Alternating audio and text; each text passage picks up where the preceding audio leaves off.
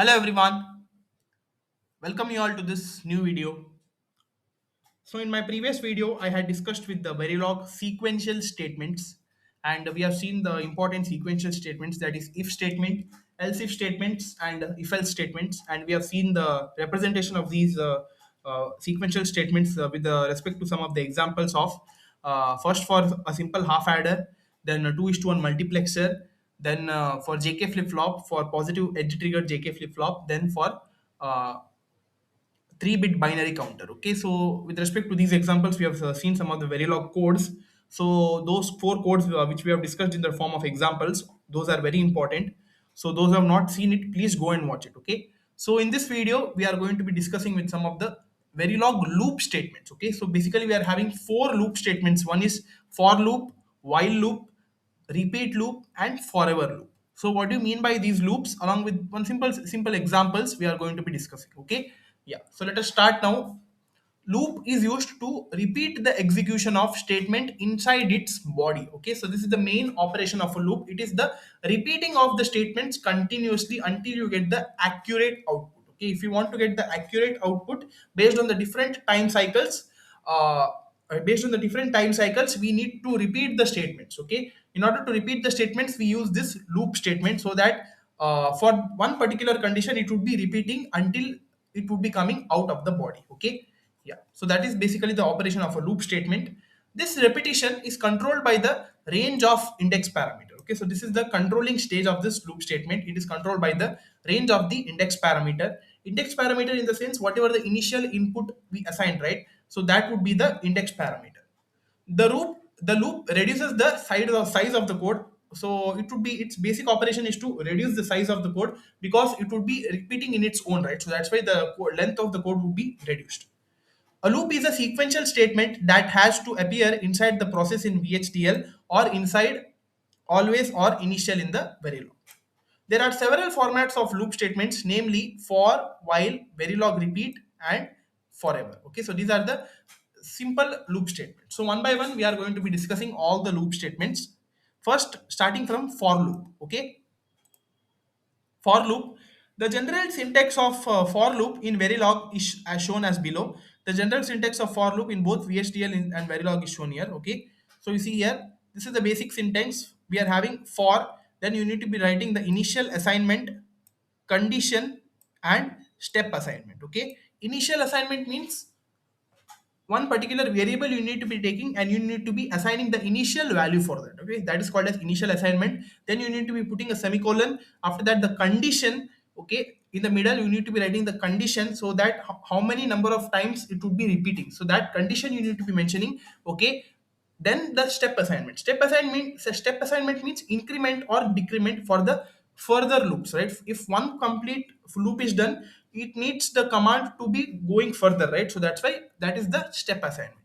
Then we are having begin, end, and in between the statements. Okay, so this is the basic syntax of a for loop. So you see here we have one simple example of a for loop. So you see here, for, this is the initial assignment. They have taken one variable I, so they have initially assigned the value for that variable as 0. Then semicolon, I less than or equal to 2. Then for the next step, we have incremented the value I plus plus. In the C program we use I plus plus, right? So here they have just, instead of I plus plus, they have written I equal to I plus 1. Okay, so this is basically the increment. Then begin. In begin also we are having two conditions here. If temp of I is equal to 1, then begin result would be equal to result plus 2, end. Okay, so this is the complete for loop until this condition is obtained, that is this condition is satisfied. Here they have given I less than or equal to 2, right? So until we reach this state, the loop continues, and after this state is reached, if this state is false, then it would be coming out of the loop. Okay, so this is the basic Verilog code example, which is represented using for loop. Hope this is clear. Now we are having one more kind of loop, that is called as while loop. What do you mean by while loop here? Let us see now. A while loop is another iterative statement. The general format of while loop is given here. So you see here, for a Verilog code, how the while loop is given. While loop is basically the whole loop. Here we are having one condition. For that condition, you need to be executing. Okay, so we are not having here, if you compare it with for loop, we are not having any initial assignment, incremental value. We are having one condition. For that condition directly the statements are written. Okay, if that condition is satisfied, then it would be coming out of the loop. So this is what while loop, while then condition, begin, statement, end. Okay, so this is the basic while loop syntax. Note it down. And some of the parameters which you need to be knowing under while loop are: as long as the condition is true, all the statements within the body of the loop are executed. Okay, as long as it is true. Okay, so if the condition provided is true, then all the statements within the body, so between begin and end, whatever the statement is there, that is those are the statements of the body, they are getting executed. If the condition is false, the loop is suspended. So if the condition provided is not satisfying, then it comes out of the loop. Okay, and the next statement after the loop is executed.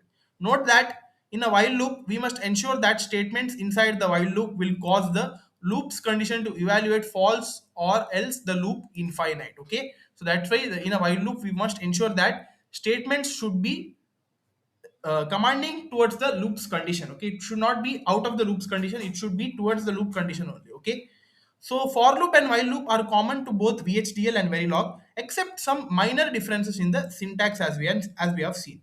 But apart from that, there are some language specific loop statements. Okay, language specific in the sense it is not comfortable for all the all the programming languages. Those are the two upcoming loops which we are going to be seeing. One is called as Verilog repeat. Okay, so what do you mean by Verilog repeat here?